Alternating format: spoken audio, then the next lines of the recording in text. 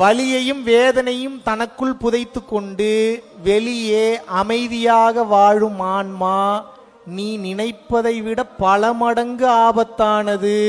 அப்படின்னா என்ன அர்த்தம்னா, அவனுடைய வலி வேதனையெல்லாம் உள்ளுக்குள்ள கன்வெர்ட் பண்ணி எனர்ஜியா கன்வெர்ட் பண்ணிட்டு இருக்கிறான். அவன் ஒரு கட்டத்துல அவனை தொடணும்னு நினைச்ச எல்லாருக்குமே வேற போர்சஸ் இறங்கி வேலை பார்க்கும். எப்படின்லாம் கேட்காதீங்க, அது டிசைன் அப்படித்தான் இருக்குது. தன்னை உணர்ந்தவன் தெளிந்தவன் வாயில உழுகாதன்னு ஏன் சொல்றாங்க? அவன்கிட்ட திட்டு வாங்காதன்னு ஏன் சொல்றாங்க? அவன்கிட்ட அடி வாங்காதன்னு ஏன் சொல்றாங்க? அவன் மனசை காயப்படுத்தாத ஏமாத்தாதன்னு ஏன் சொல்றாங்க?